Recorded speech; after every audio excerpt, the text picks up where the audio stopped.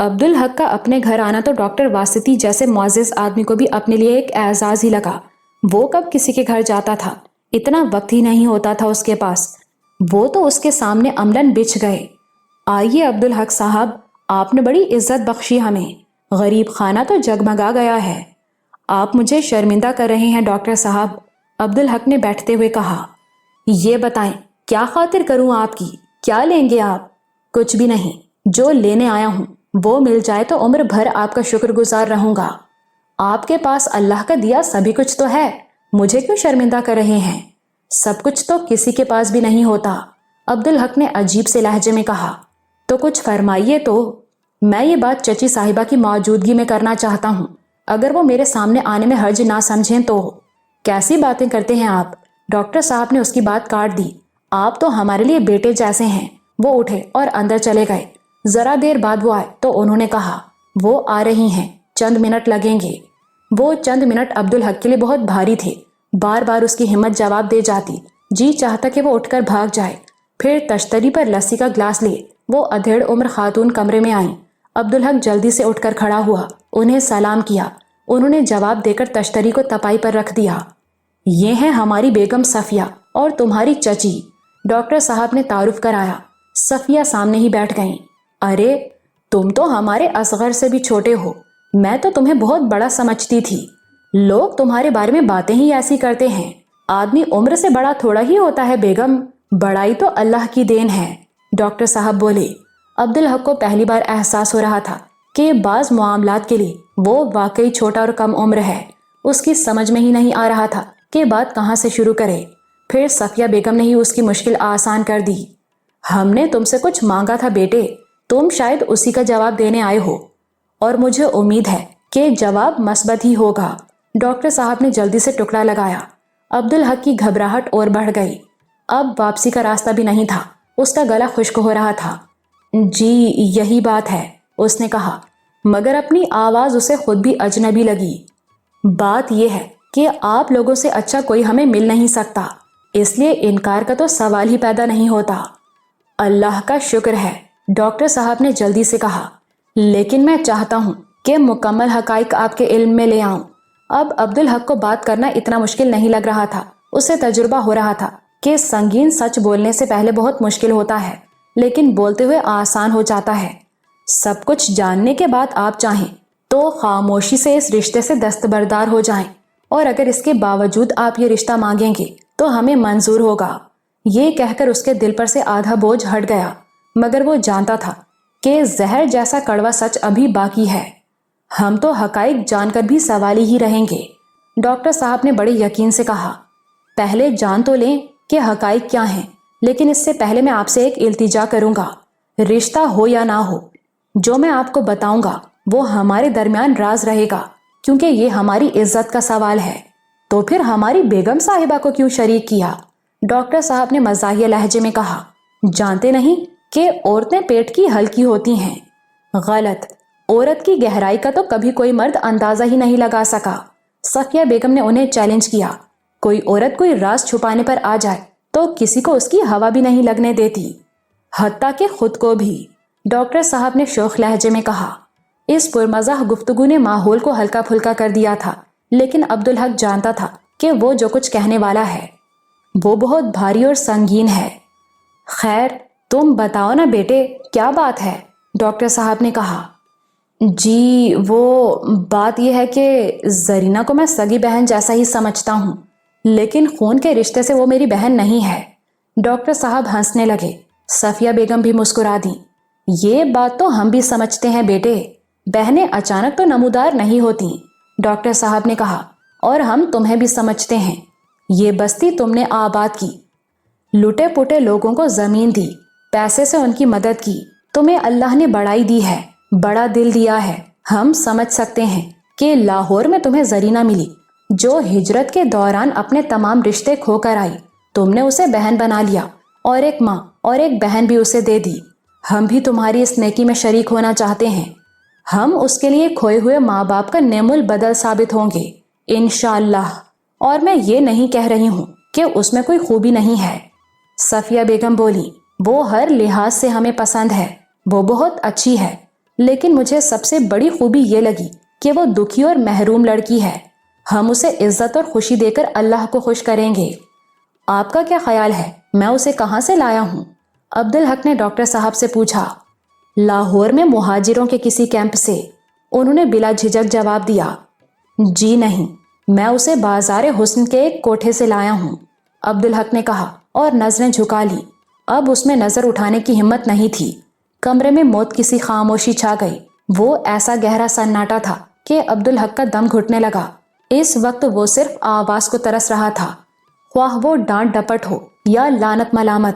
کچھ تو ہو، یہ لوگ مجھے برا بھلا کیوں نہیں کہتے؟ اس کے بس میں ہوتا تو وہ اٹھ کر بغیر کچھ کہے چلا جاتا، لیکن اس کا تو جسم ہی شل ہو گیا تھا. پھر سسکیوں کی آواز سن کر اس سے رہا نہیں گیا. اس نے نظریں اٹھائیں تو صفیہ بیگم کا دکھ سے چٹخا ہوا آنسوؤں سے تر چہرہ اس کے سامنے تھا. ایک نظر دیکھ کر ہی سمجھ میں آ گیا کہ وہ اپنی چیخوں کو اندر ہی اندر گھونٹ رہی ہیں. پھر شاید ان کا ضبط جواب دے گیا. انہوں نے دونوں ہاتھوں سے چہرہ ڈھانپا اور اٹھ کر لپکتے قدموں سے کمرے سے نکل گئیں. شرمندگی سے عبدالحق کا برا حال تھا. ڈاکٹر صاحب کی آنکھوں میں بھی آنسو تھے. اس نے ان کے خواب چکنا چور کر دیے تھے. وہ اٹھ کھڑا ہوا. میں چلتا ہوں ڈاکٹر صاحب، اس نے کہا. اگر آپ اسے راز رکھیں گے تو مجھ پر احسان ہوگا. ڈاکٹر صاحب نے یوں چونک کر اسے دیکھا جیسے وہاں اس کی موجودگی سے ہی بے خبر رہے ہوں، مگر اب وہ اس کی طرف متوجہ تھے. یہ میں اپنے لیے نہیں، زرینہ کی خاطر کہہ رہا ہوں، ورنہ مجھے اس سے کوئی فرق نہیں پڑتا.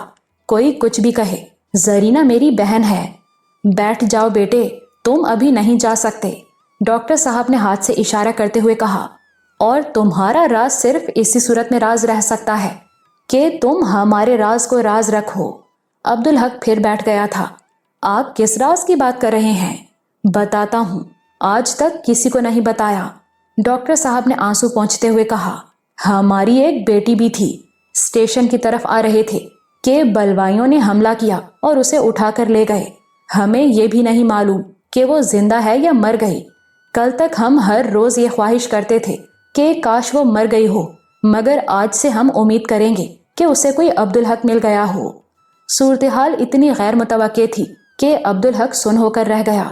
اسی لمحے صفیہ بیگم کمرے میں واپس آئیں. انہیں دیکھ کر لگتا تھا کہ انہوں نے منہ دھویا ہے.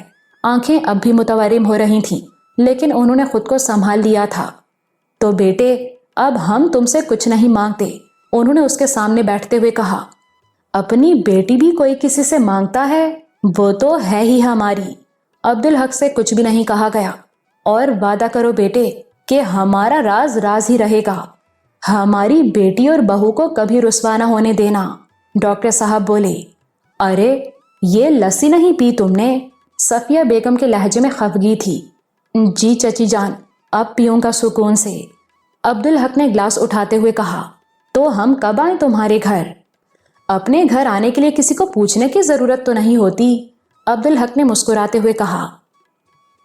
عبدالحق باطنی طور پر بہت پریشان، بہت منتشر تھا، بلکہ سچ تو یہ ہے کہ وہ بہت بڑی باطنی شرمندگی سے دوچار تھا. نوربانو کے اعتراف محبت نے اس کے لیے پینڈورا باکس کھول دیا تھا. یہی کم نہیں تھا کہ وہ ہر وقت اس کے تصور پر چھائی رہتی تھی. حتیٰ کہ نماز میں اور قرآن پاک کی تلاوت کے دوران بھی وہ کوشش کے باوجود اسے ذہن سے نہیں جھٹک پاتا تھا. اس کو بددیانتی کا احساس ستاتا رہتا تھا. ستم بالائے ستم یہ کہ خوابوں کا سلسلہ شروع ہو گیا. خواب وہ کم ہی دیکھتا تھا، اور خواب اس نے جب بھی دیکھے تھے ان میں معنویت ہوتی تھی، مگر یہ خواب مختلف تھے. ہر خواب میں نوربانو ہوتی تھی، اور ہر خواب میں ان کے درمیان جسمانی قربت ہوتی تھی. جسمانی قربت کا عملی حوالہ اس کے پاس بس ایک ہی تھا، ریٹا پارسن کے ساتھ وہ رات جس میں ریٹا نے اسے دھوکے سے شراب پلا دی تھی. اس قربت کی شرمندگی بھی اسے یاد تھی، اور لذت اور سرمستی بھی. اس کے علاوہ وہ غیر عملی حوالہ بس اردو شاعری تھی.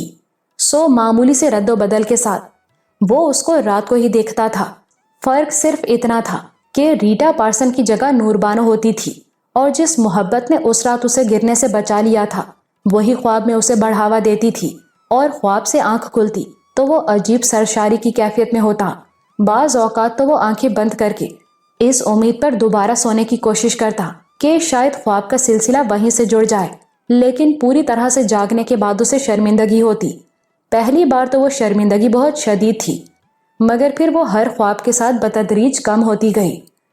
इन ख्वाबों ने उसका इंतशार और बढ़ा दिया। नमाज और तिलावत कुरान में बेध्यानी बढ़ती जा रही थी। दिन में तो वक्त कम ही मिलता था।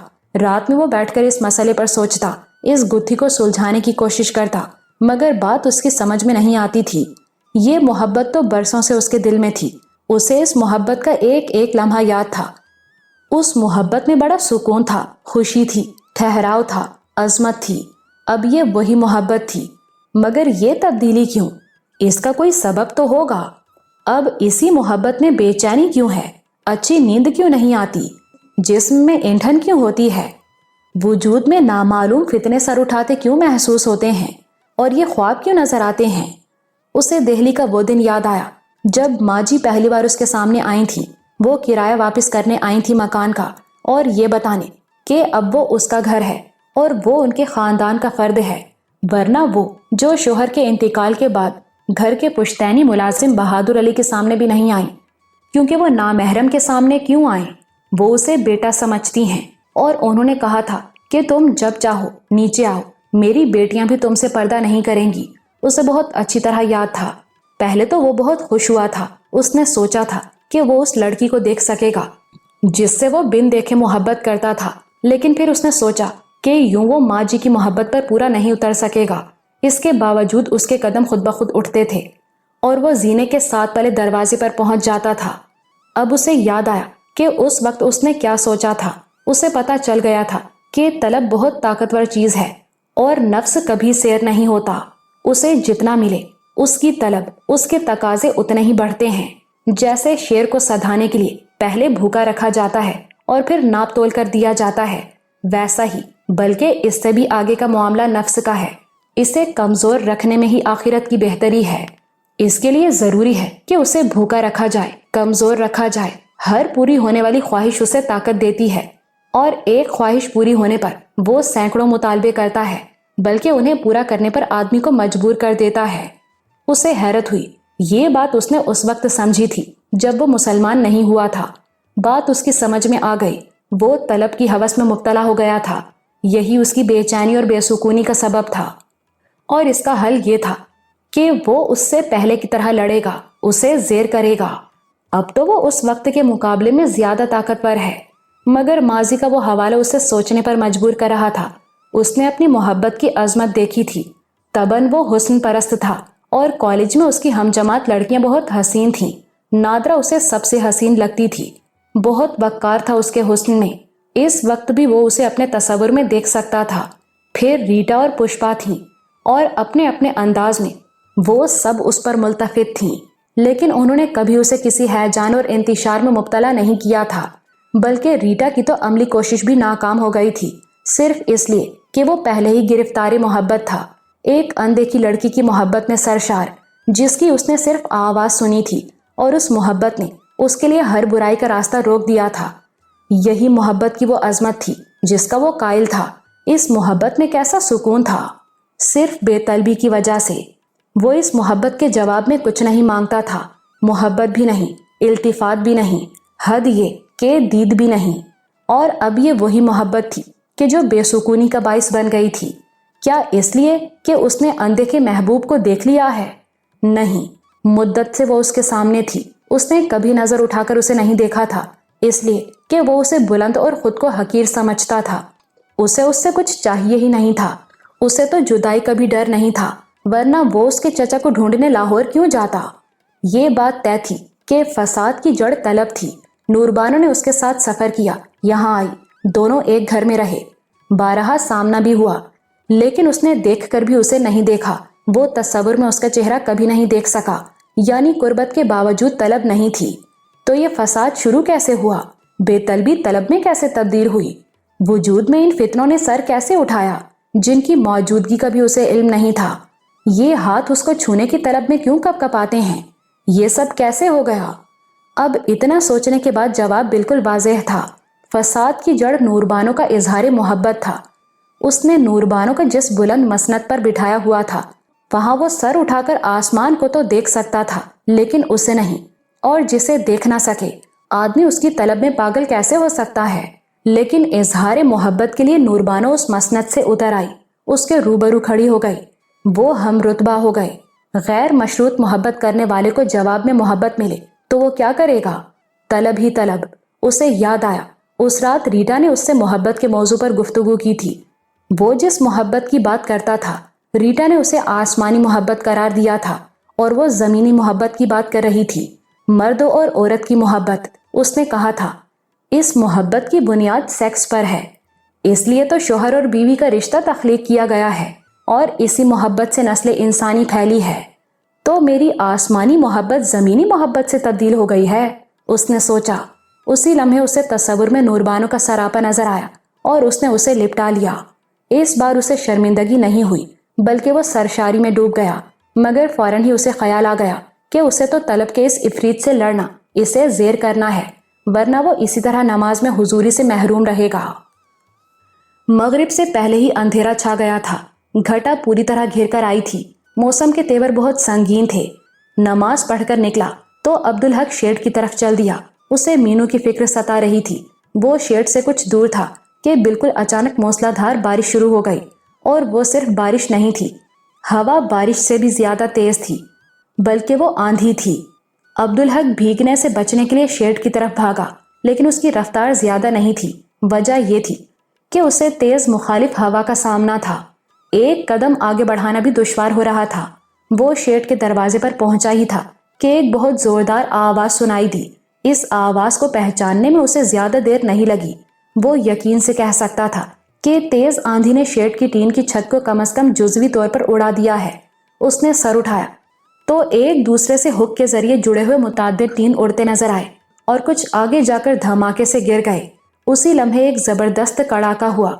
बिजली का कौंदा लहराया और फौरन ही मादूम नहीं हुआ, बल्कि कई लम्हों तक फजा उससे जगमगाती रही।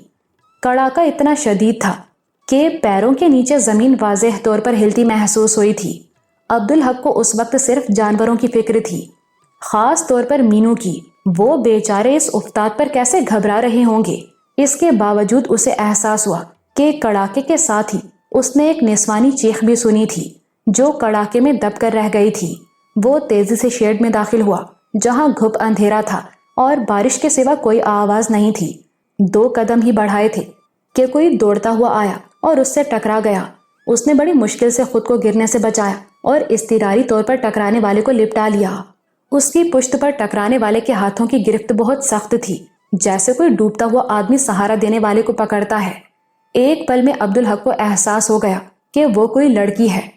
उसका दिल एक बिल्कुल नए और नामानूस अंदाज में धड़का। कौन है? लड़की खौफ से निढाल थी। उससे बोला भी नहीं जा रहा था, मगर उसके हाथों की गिरफ्त ढीली पड़ रही थी। घबराई हुई होने की वजह से वो आवाज नामानूस लगी, लेकिन इसके बावजूद वो इस आवाज को लाखों में पहचान सकता था। घबराइए नहीं नूर बीबी, ये मैं हूँ, अब्दुल हक। ये सुनते ही सुकून की सांस की आवाज और ढीली होती हुई गिरफ्त ऐसी सख्त हो गई कि जैसे अब कभी उससे जुदा ही नहीं होगी। उसी लम्हे दोबारा कड़ाका हुआ, बिजली दोबारा चमकी। अब्दुल हक ने सर उठाकर देखा। वो शेड के उसी हिस्से में थे जिसकी छत उड़ी थी। तेज रफ्तार बारिश उन्हें भिगो रही थी और उन्हें इस बात का एहसास भी नहीं हुआ था।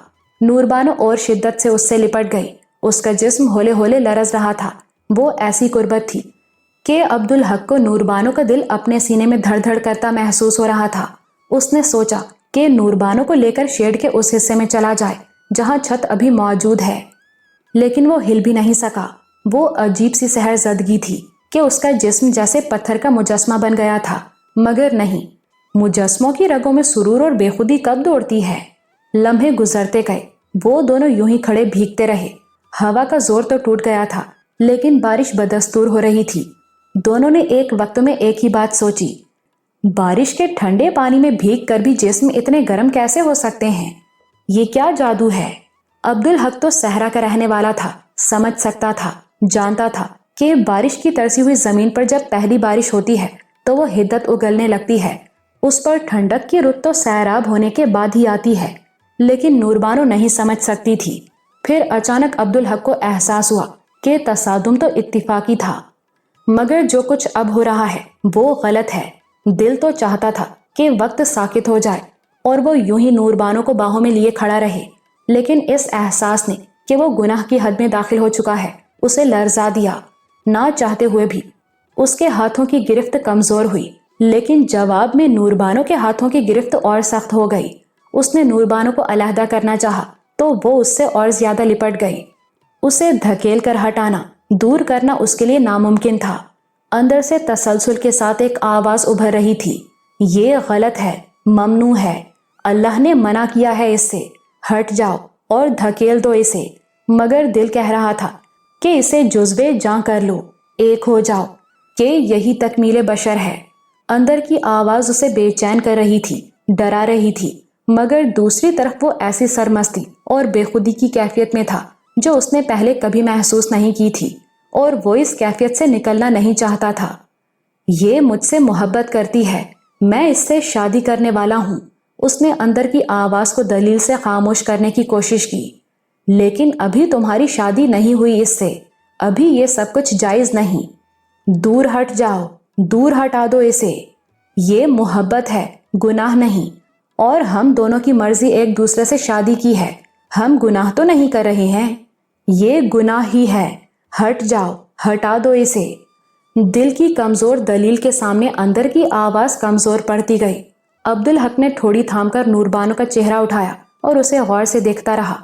वो ऐसी कुर्बत थी कि घुप अंधेरे में भी वो उसके चेहरे के हर नक्श को देख सकता था। रात पर्दापोश, उसके अंदर किसी ने सरगोशी में कहा। वो झुका और बेताबाना उसके चेहरे को चूमने लगा। बारिश की तरह वो उस चेहरे को खाल खाल भिगो रहा था, मगर वो अपनी कैफियत में ऐसा मदहोश था कि उसे नूरबानो की कैफियत का एहसास ही नहीं था।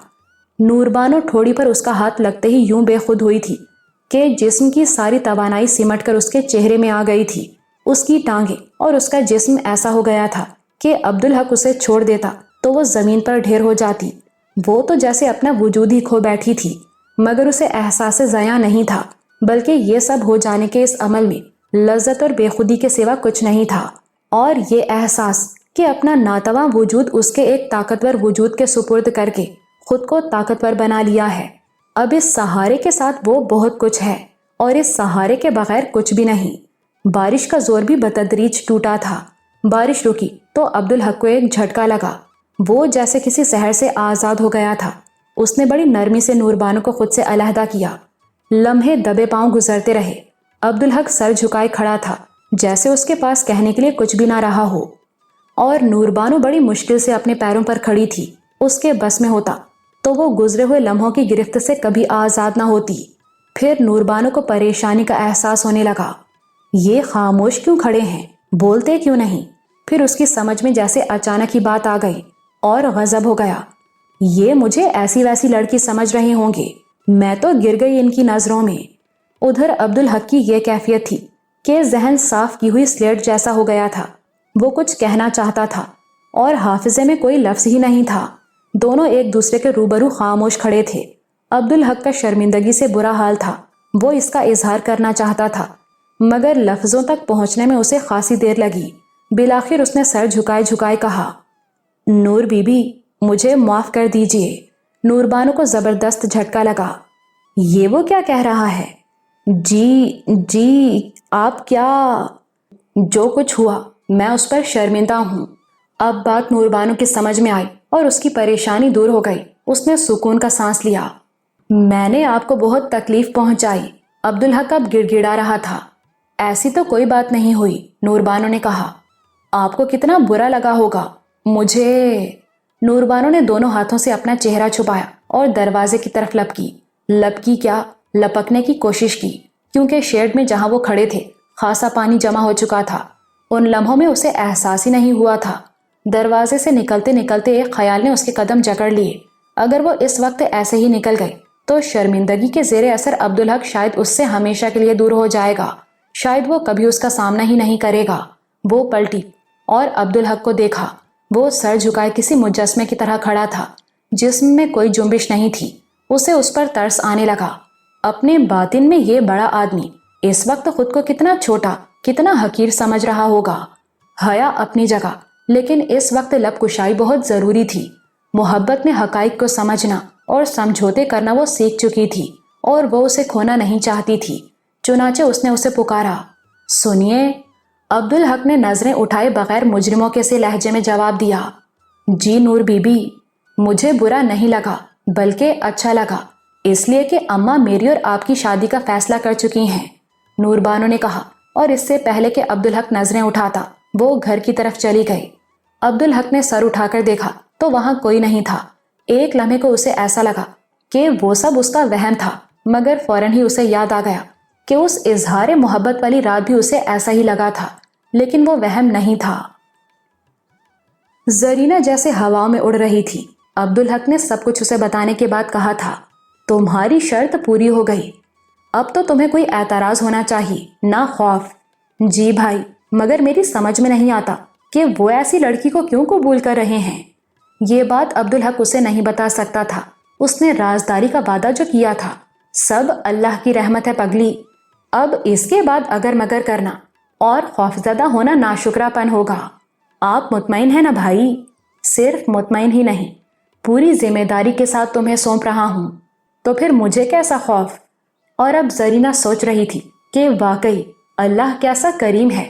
ابھی کچھ ہی دن پہلے وہ کوٹھے پر بیٹھی تھی اور ہر پل موت کی دعا مانگتی تھی، کیونکہ مرنا بھی اس کے اختیار میں نہیں تھا۔ پھر یہ اللہ کے بھیجے ہوئے بھائی آئے اور سب کچھ بدل گیا۔ اس نے اکبر کو دیکھا تھا، وہ اسے اچھا لگا تھا، اور وہ بستی کا سب سے معزز گھرانہ تھا۔ وہ خواب میں بھی نہیں سوچ سکتی تھی کہ اس کی وہاں شادی ہو سکتی ہے، مگر سچ کہتے ہیں کہ جوڑے آسمانوں پر بنتے ہیں۔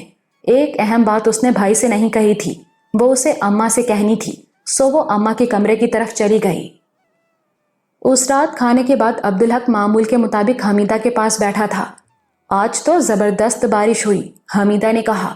عبدالحق کے دل میں چور تھا، اس نے چونک کر حمیدہ کو دیکھا، کہیں اشارہ اس کی طرف تو نہیں ہے؟ ہاں اماں، بڑی خطرناک بارش تھی، وہ بولا۔ خطرناک کیسی؟ بارش تو اللہ کی رحمت ہے پتر۔ وہ اماں، دراصل اپنے شیڈ کی چھت کا ایک حصہ اڑ گیا۔ ہاں، نور بانو نے مجھے بتایا تھا، وہ تو وہیں تھی اس وقت، بھیگی ہوئی واپس آئی تھی۔ جی اماں، کیا تو بھی وہیں تھا اس وقت؟ نہیں اماں، جب چھت اڑی تو اس وقت تو میں باہر تھا، عبدالحق نے پوری سچائی سے کہا۔ تو وہاں نہ پہنچتا تو بچی بیچاری کا تو دم نکل جاتا ڈر کے مارے۔ عبدالحق نے چپ سادھ لی، اب کچھ بولنا خطرناک ثابت ہوتا۔ ڈنگر تو خیریت سے ہے نا پتر؟ عبدالحق نے موضوع تبدیل ہونے پر سکون کی سانس لی۔ جی اماں، ان کے سر پر جو چھت تھی وہ محفوظ رہی، اس نے کہا۔ اللہ کی شان ہے پتر۔ چند لمحے خاموشی رہی، پھر حمیدہ نے اچانک کہا، یہ تو ہر وقت اڑا اڑا پھرتا ہے، اب تیرے پاؤں باندھنے پڑیں گے۔ عبدالحق اس پر بری طرح بت گیا، لگتا تھا اماں کو کچھ معلوم ہے، دل اندر سے ملامت کرنے لگا، مگر اس نے بڑی معصومیت سے حمیدہ سے پوچھا، ایسا کیا ہو گیا اماں؟ شادی کر دوں گی تیری، تو پھر ٹک کر رہے گا میرے پاس۔ عبدالحق کا دل بری طرح دھڑکا، وہ دل میں دعا کرنے لگا کہ آج یہ فیصلہ ہو ہی جائے۔ شام کو جو کچھ ہوا تھا اس کے بعد یہ بہت ضروری تھا۔ میں نے نور بانو سے بات کر لی ہے، تجھ سے تو پہلے ہی پوچھ لیا تھا، مگر اماں پہلے تو زرینہ کی شادی کرنی ہے، اس نے کہا۔ پہلی بار اسے احساس ہوا کہ وہ کچھ چالاک بلکہ مکار ہو گیا ہے۔ زرینہ کہتی ہے پہلے تیری شادی ہوگی۔ عبدالحق کا دل خوش ہو گیا، اس کا بس چلتا تو وہ اسی وقت نور بانو سے شادی کر لیتا۔ اندر کی شرمندگی مٹانے کی یہی واحد صورت تھی، تاہم اس نے بڑی سنجیدگی سے معترضانہ انداز میں کہا، اس کی کیا تک ہے اماں؟ زرینہ ٹھیک کہتی ہے، تیری شادی کا ارمان ہے اسے بھی، وہ کیوں محروم رہے؟ تو وہ کون سا پردیس جائے گی، یہیں تو ہوگی۔ عبدالحق کا مکاری کا احساس اور پکا ہو گیا۔ ارے پگلے، شادی ہوئی تو لڑکی پرائی ہو گئی، پھر وہ بات کہاں؟ یہاں وہ آزادی سے تیری شادی میں شریک ہوگی، پھر تو اور اس کی بھابھی مل کر اسے بدا کریں گے۔ لیکن اماں، ڈاکٹر صاحب جلدی چاہتے ہیں۔ اب جلدی کا مطلب کل تو نہیں ہے نا؟ میری شادی تو تم کل بھی کر سکتی ہو اماں، عبدالحق نے بظاہر مذاق میں کہا۔ پھر 1 مہینے کے بعد زرینہ کی شادی۔ میرا بس چلتا تو کل ہی تیری شادی کر دیتی، پر یہ ممکن نہیں۔ کیوں اماں؟ تیری شادی میں رابعہ کا شریک ہونا تو ضروری ہے نا؟ ہاں، تو اس میں رکاوٹ کیا ہے؟ ارے بچہ ہونے والا ہے اس کے ہاں، اب ایسے ہی وہ کیسے شریک ہو سکتی ہے؟ عبدالحق کو منزل دور ہوتی نظر آئی۔ کیوں نہیں ہو سکتی اماں؟ अब तुझे कैसे समझाऊं, ऐसे में तो चलना फिरना भी आसान नहीं होता। अरे पगले, वो पूरे दिनों से है, मतलब किसी दिन भी बच्चा हो सकता है उसके यहाँ। फिर 1.25 महीना और लगा तो 2 महीने से पहले नहीं हो सकती तेरी शादी। अब्दुल हक का दिल बुझ गया। एहसास गुनाह फिर उभर आया, जो उसकी दानिस्त में सिर्फ शादी से मिट सकता था, मगर बहस की कोई गुंजाइश नहीं थी। राबिया के बगैर वो शादी कैसे कर सकता था? जिंदगी में पहली बार अब्दुल हक अपनी तरफ से परेशान और मुस्तरिब था। वो उसके लिए एक नया और बेहद नाखुशगवार तजुर्बा था। खुद से नाखुश होना कितनी तकलीफ दे बात है, ये वो अब समझ रहा था। और अब ये भी समझ में आ रहा था कि खुद से खुश होना और बातिनी तमानियत कितनी बड़ी नेमत होती है। अफसोस इस बात का था कि उस पर इस नेमत की कद्र नेमत को खोने के बाद खुली थी। इससे पहले वो खुद से नाखुश कभी नहीं रहा था। एक कमी का एहसास उसे जरूर होता था। पाकिस्तान के कयाम के बाद जमीन उसके नाम हुई तो कागजात बने। उन कागजात में उसने अपना नाम अब्दुल हक और वल्दियत ठाकुर प्रताप सिंह लिखवाई। मैट्रिक का सर्टिफिकेट वो अपने साथ लाया था और जब उसने मैट्रिक किया तो वो ठाकुर अवतार सिंह था। चुनाचे वो सनद उसने दोबारा अब्दुल हक के नाम से बनवाई। इसमें कोई दुश्वारी भी नहीं हुई। अलबत्ता एक बात से उसका वास्ता तवातुर के साथ पड़ा। जब भी कागजात के हवाले से कोई काम होता तो जिस आदमी से भी वास्ता पड़ता वो हैरत से कहता, अरे तुम्हारे वालिद हिंदू थे। ये कहते हुए कुछ लोगों के लहजे में उसके लिए तज़हीक भी होती, लेकिन हसन दीन और मसूद साहब जैसे लोगों के लहजे में सताइश और खुशी होती। ताहम किसी तज़हीक का उस पर कभी असर नहीं हुआ था। वो बड़ी बेनियाजी से कहता, जी मैं नौ मुस्लिम हूँ। इस जवाब में खूबी ये थी कि उसे ये कहने की जरूरत नहीं पड़ती थी कि उसके पिता हिंदू थे। गोया मुसलमान होते ही उसके लिए पिछले तमाम मामलात बेईमानी हो गए थे। अलबत्ता ये हकीकत अपनी जगह थी कि वो अब्दुल हक वल्द ठाकुर प्रताप सिंह था, लेकिन उसे हल्का सा तासुफ जरूर होता था, खुद पर नहीं, तज़हीक करने वालों पर। वो उसे हकीर समझ रहे होते थे, सिर्फ इस बिना पर कि अल्लाह की मेहरबानी से वो अहले ईमान पैदा हुए थे। हालांकि इसमें उनके लिए फख्र की और उसके लिए शर्म की कोई बात नहीं थी। आदमी अपने इख्तियार से तो नहीं पैदा होता, ये तो अल्लाह की मर्जी पर मुनहसिर है। अल्लाह के अता किए हुए किसी एजाज पर कोई इतराए तो ये तो जहालत है।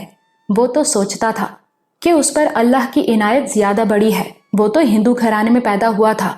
अल्लाह ने उसे रास्ता दिखाया, हिदायत से नवाजा और उसे कबूल इस्लाम अता फरमाया। इससे वल्दियत तो तब्दील नहीं हो सकती, बेटा तो वो अपने बाप का ही कहलाएगा। तो जब भी किसी ने वल्दियत के हवाले से उसके साथ तज़हीक का रवैया इख्तियार किया तो ना ही कभी उसे कमतरी के एहसास ने सताया और ना वो कभी नाखुश हुआ। एक बात पर उसे अफसोस जरूर होता था कि वो अपने पिताजी के लिए मग़फ़िरत की दुआ नहीं कर सकता, और इस अफसोस की बुनियाद उसके दिल में पिताजी की बेपनाह मोहब्बत थी। अपनी ज़ात के हवाले से वो कभी नाखुश नहीं हुआ, क्योंकि अपनी वल्दियत के सिलसिले में उसका अपना कोई इख्तियार नहीं था और ना ही इस सिलसिले में उसे कोई जवाबदही करनी थी। जवाबदही तो बंदे को अपनी किसी कोताही, किसी खता, किसी गुनाह की करनी होती है।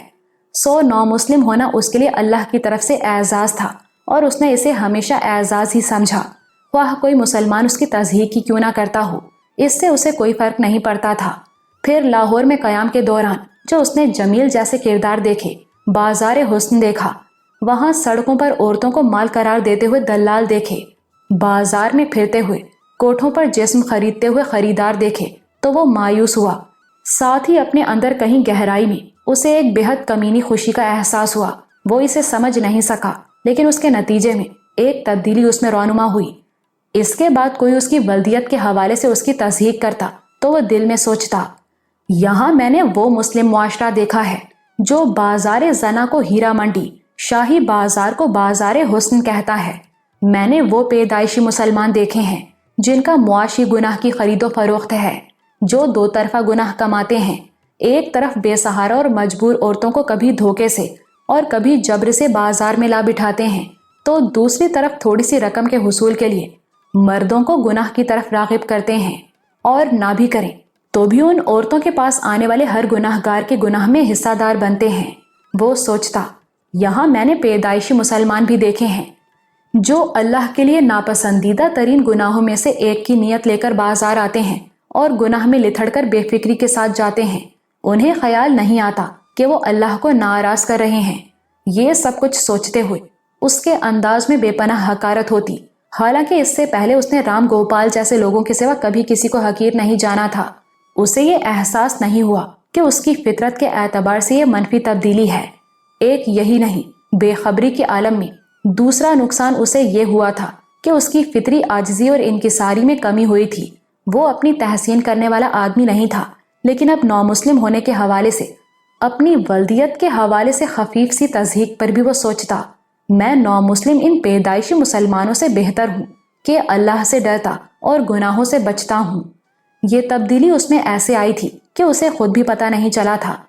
شیطان ایسے ہی چپکے سے وار کرتا ہے، بے خبری میں، مگر اب عبدالحق پریشان اور مضطرب تھا، کسی اور کے لیے نہیں، اپنے لیے۔ اسے رہ رہ کر احساس ہوتا تھا کہ وہ ایک بہت بڑے ذاتی نقصان سے دوچار ہو گیا ہے۔ نماز میں اب بے لطفی تھی۔ وہ پہلے کسی حضوری اور ارتکاز نہیں تھا جس میں وہ واضح طور پر یہ محسوس کرتا تھا کہ وہ اللہ کے روبرو کھڑا ہے اور اللہ پاک اسے دیکھ رہے ہیں، اور نماز میں وہ جو کچھ پڑھ رہا ہوتا اس کا مفہوم بھی اس کے ذہن میں ہوتا۔ اکثر اس پر گریا طاری ہو جاتا، آنکھوں سے آنسو بہہ رہے ہوتے۔ وہ کیفیت اسے بہت اچھی لگتی تھی، مگر اب وہ اس کیفیت سے محروم ہو گیا تھا۔ تلاوت قرآن کا بھی یہی حال تھا۔ پہلے وہ تو لفظوں سے آگے اللہ کی تسبیح کو، اس کی بشارت کو، آیت میں چھپے حکیمانہ حکمتوں کو سمجھ رہا ہوتا تھا، مگر اب وہ بات نہیں رہی تھی۔ اب تو لفظوں سے آگے اسے کچھ دکھائی ہی نہیں دیتا تھا، اور لفظ بھی محض لفظ تھے، اور اس کی وجہ تھی نوربانو۔ یہ سب کچھ اس رات نوربانو کے اظہار محبت سے شروع ہوا تھا۔ اس کے بعد وہ اس کے تصور پر چھا گئی تھی، نماز میں بھی اور قرآن پڑھتے ہوئے بھی۔ اس کا چہرہ، اس کا سراپا اس کی نگاہوں کے سامنے رہتا تھا، مگر اب صورتحال بہت خراب ہو گئی تھی۔ بارش کی شام کے اس واقعے کے بعد اس کو جو حوالے میسر آئے تھے وہ جسمانی اختلاط کے تھے، اور ان میں بڑی لذت تھی۔ نماز کے دوران وہ اس کے تصور پر چھا جاتے اور وہ آلودگی کے احساس سے شرمندہ ہو کر رہ جاتا، مگر بار بار جھٹکنے کی کوشش کے باوجود وہ ان سے پیچھا نہیں چھڑا پاتا۔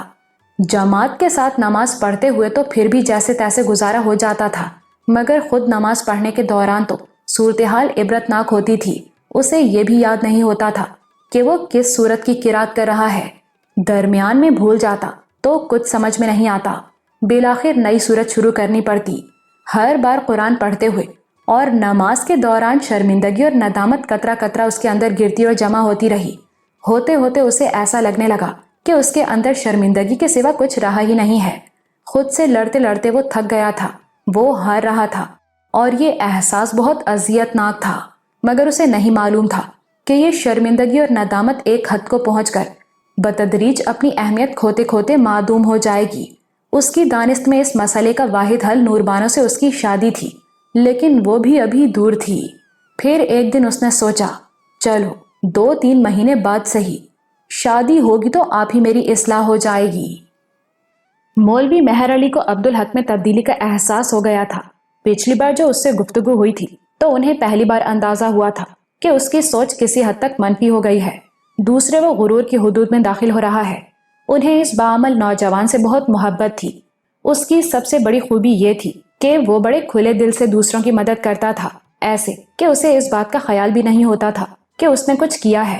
اتنی بے خبری کے عالم میں کی جانے والی نیکی کا تو بڑا مرتبہ ہوتا ہے۔ پھر وہ ایسا نامسلم تھا جسے کتاب اللہ سے عشق تھا۔ خود مولوی صاحب ایسے آدمی تھے جو صرف قرآن کے حوالے سے زندگی کو سمجھنے، گزارنے اور عمل کرنے کی کوشش کرتے تھے۔ مولوی صاحب جانتے تھے کہ عبدالحق میں آنے والی وہ تبدیلی کوئی اچھی تبدیلی نہیں، بلکہ اس کی روک تھام نہیں کی گئی تو وہ اس کے لیے تباہ کن ثابت ہوگی۔ چنانچہ ایک دن انہوں نے عبدالحق کو نماز کے بعد روک لیا۔ کیا بات ہے پتر، کچھ پریشان ہو آج کل؟ انہوں نے کہا۔ نہیں مولوی صاحب، ایسی تو کوئی بات نہیں، لیکن آپ کو یہ خیال کیوں آیا؟ پہلے تم نماز پڑھتے ہوئے گہرے سکون میں ہوتے تھے، پر اب بہت مضطرب ہوتے ہو۔ پہلے ہلتے بھی نہیں تھے اور اب پہلو بدلتے رہتے ہو۔ عبدالحق کو تشویش ہوئی، جو کچھ اس پر گزر رہی ہے وہ دوسروں کو بھی نظر آ رہی ہے۔ تاہم اس نے سوچی سمجھی بے پرواہی سے کہا، ایسی کوئی خاص بات نہیں مولوی صاحب، بس آج کل نماز میں ارتکاز نہیں ہوتا۔ مولوی صاحب نے اسے بہت غور سے دیکھا۔ وہ اسے عام سی بات قرار دے رہا تھا، لیکن اس کا لہجہ چغلی کھا رہا تھا کہ اس کے لیے وہ بہت خاص بات ہے اور وہ اس پر پریشان بھی ہے۔ یہ تو بہت خاص بات ہے پتر، انہوں نے دھیرے سے کہا۔ اب مولوی صاحب، نماز کے دوران پریشانیوں اور تفکرات کی وجہ سے بے دھیانی تو عام سی بات ہے، سوچیں اور خیالات تو خود بخود ذہن پر چھا جاتے ہیں۔ ہاں پتر، اور اللہ اس پر معاف بھی فرما دیتا ہے، لیکن اللہ کی خاص عطا اور اس کے فضل کے بعد اس سے محرومی بہت خوفناک بات ہوتی ہے، مولوی صاحب نے کہا اور گہری سانس لے کر اسے غور سے دیکھتے رہے۔ میں سمجھا نہیں مولوی صاحب۔ دیکھو، گمراہی بہت بری چیز ہے، لیکن ہدایت کے بعد گمراہی بہت خوفناک ہے۔ ایمان کے بعد کفر اور شرک تباہی ہے، نیک اعمال کی محبت کے بعد ان سے بے رغبتی بدبختی ہے۔ اب نماز میں حضوری اور ارتکاز تو بندے کے لیے ناممکن ہے، اسی لیے تو معافی ہے۔ تو یوں سمجھو کہ کسی کو نماز میں حضوری اور ارتکاز میسر ہے تو وہ اس پر اللہ کی عنایت ہے، اور اس کے چھن جانے کا مطلب اللہ کی ناراضگی بھی ہو سکتا ہے۔ دیکھو نا، اللہ اپنی جس نعمت کو جب چاہے واپس لے لے۔ عبدالحق اندر سے تھرا کر رہ گیا۔ سچ مچ وہ اندر ہی اندر لرز رہا تھا اور مولوی صاحب اسے بہت غور سے دیکھ رہے تھے۔ اللہ کی ناراضی کا کیسے پتہ چلتا ہے مولوی صاحب؟ دل سے، دل سمجھ لیتا ہے، دل بتا دیتا ہے، مگر دل کی بات پر کوئی یقین کیسے کرے؟ دل جو کچھ کہتا ہے اس کے پیچھے کوئی منطقی دلیل تو نہیں ہوتی۔ ٹھیک کہتے ہو پتر، مولوی صاحب نے گہری سانس لے کر کہا، یہ کام تو دماغ کا ہے، عقل کا ہے، یہ دلیلیں ڈھونڈنا، جواز تلاش کرنا اور تجزیہ کرنا۔ لیکن پتر، دلیل تو ہر چیز کے حق میں مل جاتی ہے، وہ تو شرک اور کفر کو بھی جائز قرار دے دیتی ہے، اس لیے کہ عقل علم کی روشنی میں بات کرتی ہے اور اس کا علم بہت محدود ہوتا ہے۔ تو پھر اللہ نے عقل کیوں دی ہے انسان کو؟ دنیا کے لیے دی ہے پتر، اور سمجھنے اور غور کرنے کے لیے دی ہے، اور عقل غلطی بھی کرتی ہے تو دنیا کا نقصان ہو جائے تو بڑی بات نہیں۔ تم نے یہ غور نہیں کیا پتر عبدالحق کہ ایمان دل سے لانے کا حکم ہے۔ قرآن پڑھتے ہوئے کسی آیت میں چھپی ہوئی کوئی حکمت، اس کا مفہوم دل پر اترتا ہے، دماغ پر اور عقل پر نہیں، کیونکہ دل میں یقین ہوتا ہے اور دماغ اور عقل میں شکوک۔ یہ وہ موضوع تھا جو عبدالحق کو بہت محبوب و مرغوب تھا۔ پریشانی بھول بھال کر وہ اس میں کھو گیا۔ لیکن مولوی صاحب، قرآن میں اللہ نے فرمایا کہ زمین میں گھومو پھرو، غور کرو، تو یہ تو عقل کے لیے ہے نا؟ ہاں پتر، پر سب سے پہلے ہے دل سے ایمان لانا۔ اب ہم وہ ایمان لائے تو مسلم ہوئے۔ وہ سورۃ الحجرات میں ہے نا کہ بدو کہتے ہیں کہ ہم ایمان لائے، تو ان سے کہو کہ نہیں، تم ایمان نہیں لائے، ایمان ابھی تمہارے دلوں میں داخل نہیں ہوا ہے۔ تو مسلم سے مومن کے درجے تک پہنچنا اس کے بعد کا مرحلہ ہے۔ یہاں اس آیت پر سوچو جس کا تم نے حوالہ دیا، زمین میں گھومو پھرو اور غور کرو۔ غور کرو گے تو اللہ کی قدرت کے لاکھوں پہلو تمہارے سامنے آئیں گے۔ کسی اجڑی ہوئی بستی کو دیکھو گے تو دنیا کی بے ثباتی کو سمجھو گے، یعنی دلیل کے ساتھ تجزیہ کرو تو ایمان کی روشنی میں، اس کے بغیر کرو گے تو بھٹک جاؤ گے۔ تو جب ایمان کی روشنی میں دیکھو گے اور سمجھو گے تو ایمان کی پختگی بڑھتی جائے گی اور دل کی روشنی بھی۔ پھر جب تم ایمان کی روشنی میں اللہ سے ڈرو گے، اس کے احکامات بجا لاؤ گے، ممنوعات اور مکروہات سے بچو گے اور نیک اعمال کرو گے، تو بڑھتے بڑھتے کسی بھی وقت اللہ کی رحمت سے ایمان تمہارے دل میں داخل ہو جائے گا اور تم مومن ہو جاؤ گے۔ تو بس سمجھو پتر کہ دل بادشاہ ہے، سپاہ سالار ہے، اور عقل، دماغ اور دیگر حواس اس کی سپاہ ہیں۔ ان کا کام دل کے ایمان کی روشنی میں ایمان کی پختگی کے لیے دلائل و آثار جمع کرنا ہے۔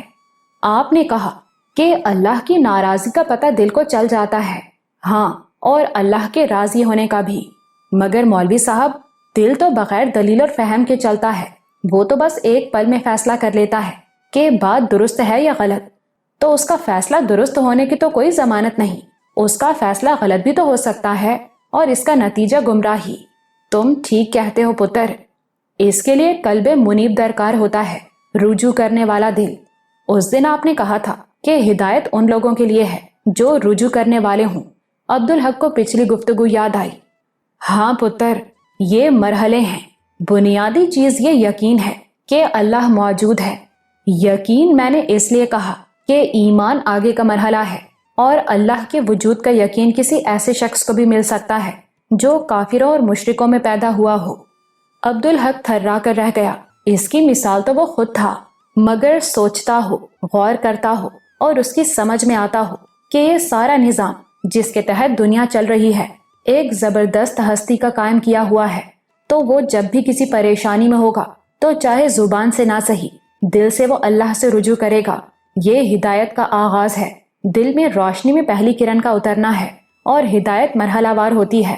سوچو نا، حروف کی شناخت کے مرحلے میں موجود بچے کو تم کتاب تو نہیں پڑھوا سکتے، پہلے وہ حروف جوڑنا سیکھے گا اور پھر لفظ پڑھنا۔ ہاں، کسی پر اللہ کی خاص رحمت ہو تو وہ اور بات ہے۔ عبدالحق کو ایسا لگ رہا تھا کہ مولوی صاحب اس کی کہانی سنا رہے ہیں۔ وہ اسی طرح سوچا کرتا تھا اور مہان ہستی کا قائل ہوا تھا۔ نور بانو اس کے لیے اتنی زیادہ محترم اسی حوالے سے تھی کہ نہ وہ اس کی آواز سن کر اس پر فدا ہوتا، نہ اسے عربی سیکھنے کا خیال آتا، اور وہ عربی نہ سیکھتا تو اس رات وہ آیات اس کی سمجھ میں کیسے آتی جو اس کا ہاتھ تھام کر اسے ایمان کی طرف لے گئی تھی۔ تو پتر، رجوع کرنے والا بغیر یقین کے تو رجوع نہیں کرے گا، پھر اللہ کی رحمت سے رجوع کرنے کے نتیجے میں وہ ایمان تک پہنچے گا اور سلسلہ جاری رہے گا، تو ایمان میں اس کے درجات بڑھتے جائیں گے، روشنی بڑھتی جائے گی، یہاں تک کہ دل پوری طرح روشن ہو جائے گا۔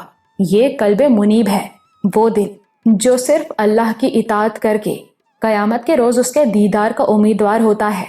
اس دل کا اللہ سے رابطہ ہوتا ہے اور وہ اس کے راضی اور ناراض ہونے سے ہر پل باخبر رہتا ہے۔ دل آدمی کے وجود میں اللہ کی نشریات وصول کرنے والا ریڈیو ہے۔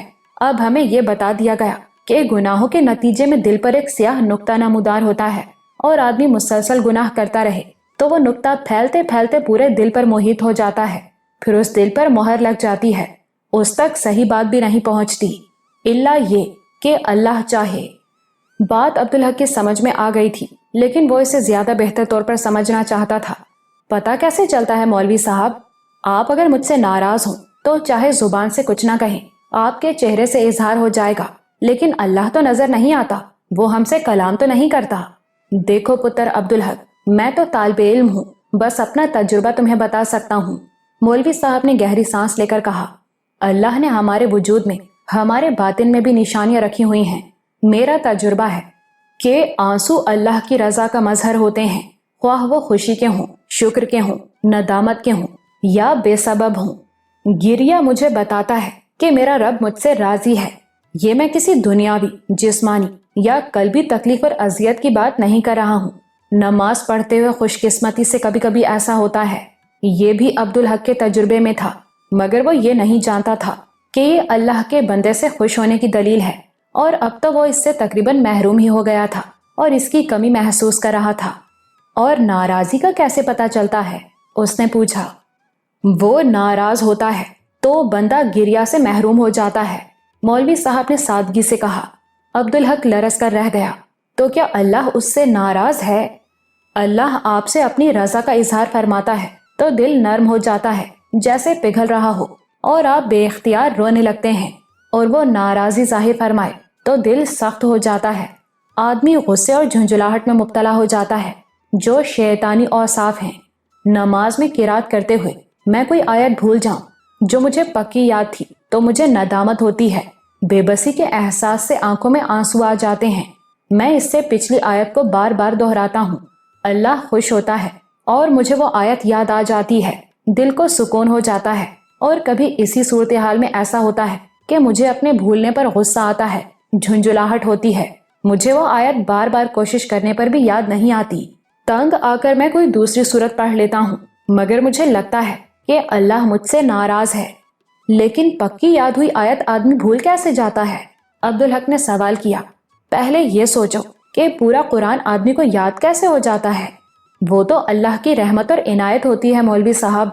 میں پھر کہوں گا پتر کہ میں عالم نہیں، معمولی سا طالب علم ہوں، مجھے تو بھولنا بھی اللہ کی رحمت لگتی ہے۔ وہ کیسے مولوی صاحب؟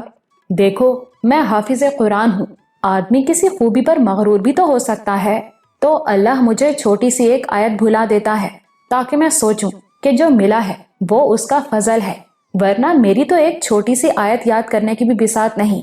تو یہ اللہ کی رحمت ہے نا کہ وہ مجھے غرور کی حد سے کھینچ کر عاجزی کے دائرے میں لے آتا ہے۔ ذرا سوچو پتر کہ تراویح پڑھانے والے کے پیچھے کئی کئی حافظ کیوں ہوتے ہیں؟ اسی لیے کہ یہ کوئی دعویٰ نہیں کر سکتا کہ وہ حافظ ہے اور قرآن پڑھنے میں بھول نہیں سکتا۔ ذرا قلب منیب کی وضاحت بھی کر دیجئے۔ وہ تو بہت منور، بہت روشن دل ہوتا ہے۔ میرے خیال میں اس کا سب سے بڑا وصف یہ ہے کہ وہ جنگل کے سب سے کمزور جانور کی طرح چوکنا ہوتا ہے جسے کوئی بھی جانور نقصان پہنچا سکتا ہے۔ دماغ اس کا تابع ہوتا ہے، وہ معمولی سی آہٹ پر بھی چوکس ہو جاتا ہے، پتے کی سرسراہٹ پر بھی بھڑک اٹھتا ہے۔ یہ وہ دل ہے کہ کوئی اس کی تعریف خلوص سے بھی کرے تو وہ اس پر خوش ہونے کے بجائے الحمدللہ کہہ کر اس تعریف کو اسی کی طرف بھیج دیتا ہے جس کے لیے ہر تعریف ہے۔ وہ ہر خیال، ہر سوچ کی طرف سے چوکس رہتا ہے کہ ان میں سے کوئی شیطان کی طرف بھی ہو سکتا ہے۔ اس کی چوکسی کا الٹ لفظ ہے غفلت۔ تم غفلت کو معمولی لفظ نہ سمجھنا پتر۔ غفلت دل کی روشنی کم کرتی ہے اور اندھیرے کو بڑھاتی ہے۔ غافل دل کو شیطان کسی بھی وقت گمراہ کر دیتا ہے، اور یاد رکھو شیطان سب سے زیادہ روشن دلوں کی طاق میں رہتا ہے۔ تو پتر، دل روشن ہو تو اللہ کی ناراضی کا فوراً ہی پتہ چل جاتا ہے، اور بندہ فوراً ہی نادم ہو کر اللہ سے رجوع کرتا ہے، توبہ کرتا ہے۔ یہ ہے قلب منیب۔ سورہ قاف میں اللہ فرماتا ہے، جو ڈرتا رہا رحمان سے بن دیکھے اور آیا ہے دل گرویدہ کے لیے، تو یہ ہے قلب منیب۔ عبدالحق سوچ رہا تھا اس سے بے خبر کہ مولوی صاحب اسے بہت غور سے دیکھ رہے ہیں۔ عبدالحق پتر، اب تم شادی کر لو، مولوی صاحب نے اچانک کہا۔ عبدالحق بری طرح چونکا، اس نے نظریں اٹھائیں مگر گھبرا کر فوراً ہی جھکا لی۔ کیا مولوی صاحب جان گئے ہیں کہ میں؟ آگے اس سے سوچا نہیں گیا۔ یہ کیوں کہا آپ نے مولوی صاحب؟ اس نے ڈرتے ڈرتے پوچھا۔ نکاح میرے پیارے نبی صلی اللہ علیہ وآلہ وسلم کی اہم ترین سنتوں میں سے ہے پتر، اور نیک بیوی اللہ کی اعلیٰ ترین نعمتوں میں سے ہے۔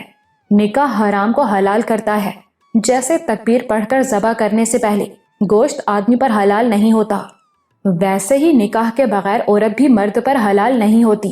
اور پتر، ہر گناہ کی ایک ڈھال ہوتی ہے، تو زنا کی ڈھال نکاح ہے۔ عبدالحق پر لرزہ طاری ہو گیا۔ مگر مولوی صاحب، میں تو زنا کے بارے میں سوچ بھی نہیں سکتا۔ زیادہ تر گناہ آدمی بے سوچے سمجھے کرتا ہے پتر عبدالحق، مولوی صاحب نے شفقت سے کہا۔ وہ تو جب دل بالکل ہی سیاہ ہو جائے تو آدمی سوچ سمجھ کر منصوبہ بنا کر گناہ کرتا ہے، لیکن عام آدمی تو بے خبری میں گناہ کرتا ہے، اور اکثر اوقات تو بعد میں بھی اس سے بے خبر ہی رہتا ہے کہ وہ جو کچھ اس نے کیا وہ گناہ تھا۔ اور مسلمان کو زنا کو عام پہلو سے نہیں دیکھنا چاہیے۔ زنا تو ہر عضو کا ہو سکتا ہے، بلکہ ہوتا ہے۔ کسی کو بری نظر سے دیکھا تو یہ آنکھوں کا زنا ہے۔ زبان سے فحش بات حصول لذت کے لیے کہی تو یہ زبان کا زنا ہے۔ آگے خود سوچتے چلے جاؤ، سمجھ میں آ جائے گا۔ عبدالحق کا بہت برا حال تھا، اس کا بس چلتا تو جادو کے زور پر وہاں سے غائب ہو جاتا۔ لیکن مولوی صاحب، یہ کیسی ڈھال ہے؟ شادی کے بعد بھی تو لوگ زنا کی طرف چلے جاتے ہیں۔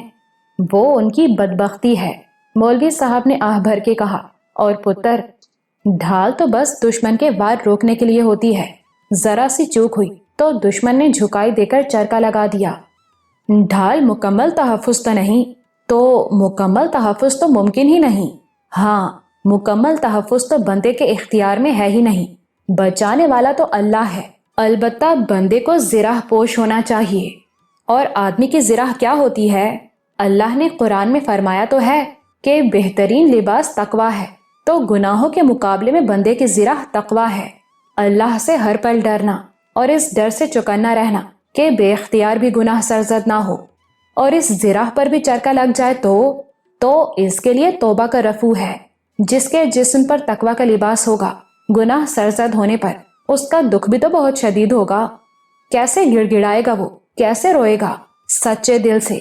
سچی توبہ ضرور قبول ہوتی ہے، اور توبہ قبول ہوگی تو جسم پر، روح پر چرکے کا نشان بھی نہیں رہے گا، اور وہ ذرہ بھی پہلے جیسی بے داغ ہو جائے گی۔ لیکن تقویٰ اختیار کرنا تو بہت مشکل کام ہے مولوی صاحب۔ مشکل نہیں، بندے کے لیے تو ناممکن ہے۔ تقویٰ کے لیے بندے کو اللہ کی ذات پر اور اس کی اپنی بتائی ہوئی صفات پر کامل ایمان ہونا چاہیے۔ تو یہ ایمان تو ہر مسلمان کے پاس ہوتا ہے، عبدالحق نے کہا۔ مولوی صاحب نے پھر ایک گہری سانس لی۔ یہ وہی بات ہے جس کے لیے میں نے سورۃ الحجرات کی آیت مبارکہ کا حوالہ دیا تھا۔ ہم عام لوگوں نے مان لیا، لیکن مان لینا یقین کا سب سے نچلا درجہ ہے۔ کبھی آدمی یوں ہی بغیر یقین کے بھی تو کوئی بات مان لیتا ہے، وہ یقین بھی نہیں ہوتا، کام یقین سے بھی نہیں چلتا۔ یہاں تو ایمان چاہیے، ایمان۔ یقین دل میں داخل ہو اور رچ بس جائے تو ایمان کی حد شروع ہوتی ہے۔ پھر بندہ جیسے جیسے اللہ کو خوش کرتا ہے، تو اللہ اس کے ایمان کے درجات بلند فرماتا رہتا ہے۔ اب پتر، ہم مانتے ہیں نا کہ اللہ سمیع ہے۔ کیا بولتے وقت ہمیں ہمیشہ یہ خیال رہتا ہے کہ اللہ سن رہا ہے؟ ہم اسے بصیر مانتے ہیں، لیکن یہ خیال کبھی نہیں آتا کہ وہ ہمیں ہر پل دیکھ رہا ہے۔ اگر ان صفات پر ہمارا ایمان ہو تو ڈر کے مارے بولنا ہی بھول جائیں، زمین پر قدم بھی پھونک پھونک کر رکھیں۔ نہیں پتر، ہم صرف مانتے ہیں، ایمان نہیں رکھتے۔ ہم الحمدللہ مسلم ہیں۔ ہماری زندگی کا مقصد مسلم سے مومن تک کی مسافت کو طے کرنا ہونا چاہیے، مگر ہم دنیا میں الجھ کر اپنے اس مقصد کو بھول جاتے ہیں، اور جب زیادہ الجھتے ہیں تو جو کچھ مانا تھا اس میں سے بھی بھولنا شروع کر دیتے ہیں، اور ہمیں پتہ بھی نہیں چلتا۔ عبدالحق نے ستائشی نظروں سے انہیں دیکھا۔ لیکن مولوی صاحب، آپ تو سب کچھ جانتے ہیں، آپ تو مومن ہیں۔ نہ پتر، میں مومن کہاں، ہاں اللہ سے ایمان اور تقوی مانگتا ہوں۔ سنو پتر، عالم بے عمل بھی تو ہوتا ہے نا، سب کچھ جانتا ہے، دوسروں کو نصیحت کرتا ہے، پر خود عمل نہیں کرتا، اس لیے تو اس کی بات میں تاثیر نہیں ہوتی۔ سنو پتر، میرے پاس، ہر انسان کے پاس جو بھی اچھا ہے وہ اللہ کی عطا سے، اس کے فضل و کرم سے ہے، اس کا دیا ہوا ہے، اور جو کچھ میرا اپنا ہے اس کا میں حساب نہیں لگانا چاہتا، کیونکہ وہ سب برا ہے۔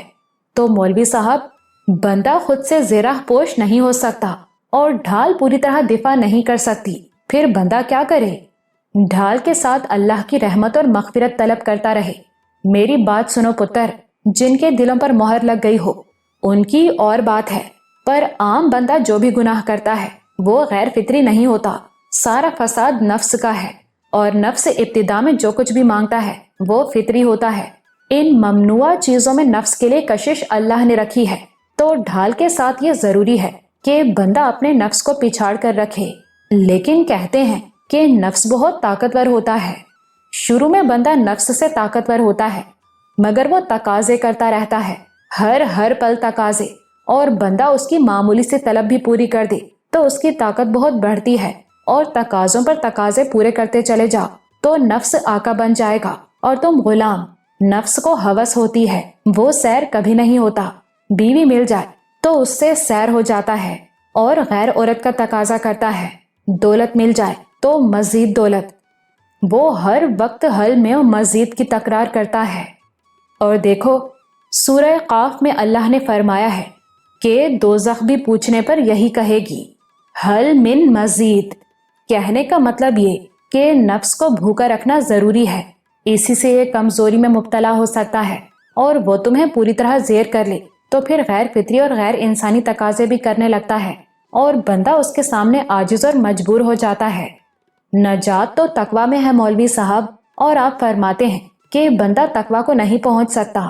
عبدالحق نے بے بسی سے کہا، تو پھر بندہ کیا کرے کہ اللہ اسے تقوی عطا فرمائے؟ اللہ سے کچھ بھی حاصل کرنے کے لیے بندے کے پاس ایک ہی راستہ ہوتا ہے، یہ کہ وہ اللہ سے رجوع کرنے والا بنے۔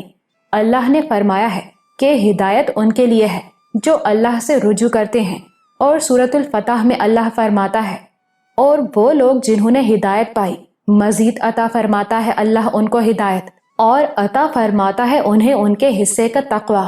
تو بندہ تسلسل کے ساتھ اپنے رب سے رجوع کرتا رہے گا تو ہدایت بڑھتی رہے گی، اور ہدایت کی نسبت سے انہیں تقوی میں بھی حصہ ملتا رہے گا۔ تو پتر عبدالحق، بندے کی تو عافیت اس میں ہے کہ اللہ سے رجوع کرتا رہے، نیکی میں بھی اور گناہوں کے بعد بھی۔ اب عبدالحق اپنی طرف سے فکر مند تھا، اور وہ صورتحال کو جاننا اور سمجھنا چاہتا تھا، مگر وہ جھجک رہا تھا۔ تو مولوی صاحب، اللہ نے کچھ عورتیں تو ہر شخص پر حرام کر دی ہیں۔ ہاں، رشتوں کے حوالے سے، جیسے ماں، بہن، خالہ، پھوپھی، سگی بھتیجی، سگی بھانجی۔ پھر وہ عورتیں جو باپ کے نکاح میں رہیں حرام ہیں، اب رہیں نامحرم عورتیں تو ان کے حلال ہونے کی واحد صورت نکاح ہے۔ عبدالحق متذبذب تھا، جھجک رہا تھا۔ مولوی صاحب نے اس کی کیفیت بھانپ لی۔ علمی گفتگو میں کبھی نہ شرمایا کرو پتر، بندہ بات نہیں کرے گا تو جانے گا کیسے؟ وہ بولے۔ لیکن ہاں، گناہ کے بارے میں کبھی کسی کو مت بتاؤ، خواہ شرمندگی اور ندامت کے زیر اثر بتا رہے ہو۔ اللہ ستار ہے، بندوں کا پردہ رکھتا ہے، اس نے کسی کا باطن کسی پر نہیں کھولا، اور وہ معاف کرنے والا ہے، بڑے سے بڑا گناہ معاف کر دیتا ہے۔ بندے کا عمل بس اس کے اور اللہ کے درمیان رہنا چاہیے۔ وہ تو نیکی کی تشہیر بھی پسند نہیں کرتا۔ سب سے اجر والی نیکی تو اس کے ہاں وہ ہے جس کا علم صرف نیکی کرنے والے کو ہو، یا اسے جس کے ساتھ نیکی کی گئی، اور وہ تو ہے ہی علیم و خبیر۔ تو وہ یہ کبھی پسند نہیں کرے گا کہ بندہ گناہ کی تشہیر کرے، گناہ پر گواہ بنائے۔ یہ بڑائی نہیں، برائی ہے۔ انہوں نے ایک لمحے کو توقف کیا۔ مجھے لگتا ہے تم مجھ سے کچھ پوچھنا چاہتے ہو۔ جی مولوی صاحب، میں یہ سوچتا ہوں کہ نسبت طے پانے کے بعد کا وقت بہت نازک ہوتا ہے۔ عبدالحق نے کہا۔ اس کی سمجھ میں نہیں آ رہا تھا کہ بات کیسے کرے، لیکن بات کرنا بھی ضروری تھا۔ اب کسی لڑکی کی منگنی ہو گئی کسی سے، اور دونوں کا ایک دوسرے کے گھر آنا جانا بھی ہے، دونوں ایک دوسرے سے محبت بھی کرتے ہیں، تو مولوی صاحب ان کے درمیان کشش تو ہوگی۔ اب اگر کسی دن وہ بہک جائیں لیکن زنا کے مرتکب ہونے سے بہرحال بچ جائیں تو کیا وہ گناہگار ہوں گے؟ بالکل ہوں گے پتر۔ میں نے کہا نا کہ زنا تو ہر عضو کا ہوتا ہے۔ جو عورت جب تک آپ کے لیے حرام ہے تو آپ کے تمام اعضاء پر حرام ہے، البتہ درجوں کا فرق ہوتا ہے، اور اللہ غفور الرحیم ہے۔ لیکن ایسا ہے کہ ان دونوں کے کچھ عرصے کے بعد شادی ہونی ہے، اور ہو بھی جاتی ہے۔ سنو عبدالحق پتر، اللہ بہت بخشنے والا ہے۔ ہماری بے شمار چھوٹی چھوٹی خطائیں تو وہ ہر پل ایسے معاف کرتا رہتا ہے کہ ہمیں علم بھی نہیں ہوتا۔ لیکن شریعت تو اپنی جگہ ہے۔ جو جس وقت حرام ہے اس وقت حرام ہے، بعد میں جب حلال ہوگا تو حلال ہوگا۔ لیکن میں پھر کہوں گا کہ اللہ غفور الرحیم ہے اور بندے پر توبہ لازم ہے۔ لیکن مولوی صاحب، اگر بات بہت زیادہ نہیں بڑھی اور انداز میں معصیت نہیں ہے تو؟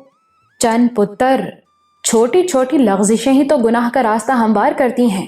جو آسان ہدف نہیں ہوتے، شیطان ان پر اسی انداز میں وار کرتا ہے۔ وہ انہیں بے خبری میں مبتلا کرتا ہے، انہیں تھپکتا ہے، معصیت کے نقطۂ آغاز کو معصیت پر محمول کرنے کا درس دیتا ہے۔ سنو پتر، عافیت ایک دائرے کی مانند ہے، لکیر کے باہر گناہ ہے اور گمراہی ہے، تو بندہ لکیر کے اندرونی حصے تک تو جا سکتا ہے نا۔ لیکن پتر عبدالحق، وہ بہت باریک لکیر ہوتی ہے۔ اللہ نے اس لکیر کے قریب جانے کو بھی منع فرمایا۔ کیوں؟ کوئی ہلکا سا دھکا دے یا آپ خود ہی لڑکھڑا جائیں، پاؤں پھسل جائے تو آپ تو گر گئے نا۔ آپ خود کو نہیں جانتے، اللہ سب جانتا ہے۔ تو جو بہت بڑے گناہ ہیں پتر، ان سے تو بہت دور رہنا چاہیے، ان کے قریب تو پھٹکنا ہی نہیں چاہیے۔ اور ایک بات بتاؤں، اہمیت ہے تو صرف نکاح کی ہے۔ ارادے سے کوئی فرق نہیں پڑتا، منگنی سے کوئی فرق نہیں پڑتا، بلکہ آزمائش بڑھ جاتی ہے بندوں کی۔ اب وجہ بھی بتا دوں، بندے کو تو اپنے اگلے پل کا بھی پتہ نہیں ہوتا۔ کوئی منگنی کرتا ہے، کسی دن اتفاق سے قربت میسر آتی ہے، دونوں بہکتے ہیں اور توبہ بھی نہیں کرتے اس خیال سے کہ ہماری تو شادی ہونے والی ہے۔ اب ان میں سے کوئی ایک خدا نخواستہ مر جائے تو کتنا بڑا نقصان ہوا۔ مرنے والا توبہ کے بغیر ہی چلا گیا نا۔ عبدالحق اندر ہی اندر بری طرح لرز رہا تھا۔ اس سے بھی خطرناک بات، اگر وہ منگنی ہی ٹوٹ جائے اور دونوں کی شادی کہیں اور ہو جائے تو خیانت کا جرم اپنی جگہ، ضمیر پر تو دونوں کے ہمیشہ بوجھ رہے گا۔ ایسے میں زندگی اچھی تو نہیں گزر سکتی۔ تو پتر، بندے کو اپنے اگلے پل کا پتہ نہیں ہوتا، وہ کوئی چیز پیشگی کیسے وصول کر سکتا ہے؟ اور پتر یاد رکھو، اللہ جس بندے پر مہربان ہو وہ اسے بڑے بڑے گناہوں سے بچاتا رہتا ہے۔ وہ کیسے مولوی صاحب؟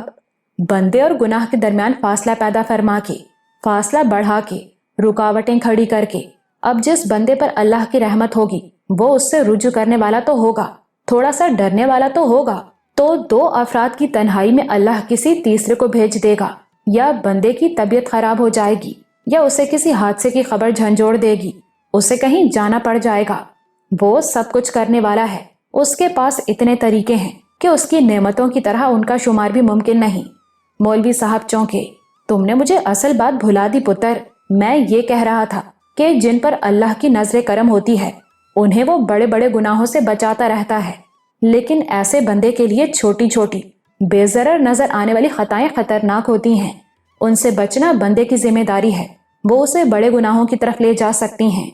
وہ ان چھوٹی چھوٹی خطاؤں سے نہ بچے تو اللہ کی نظر کرم سے محروم ہو سکتا ہے۔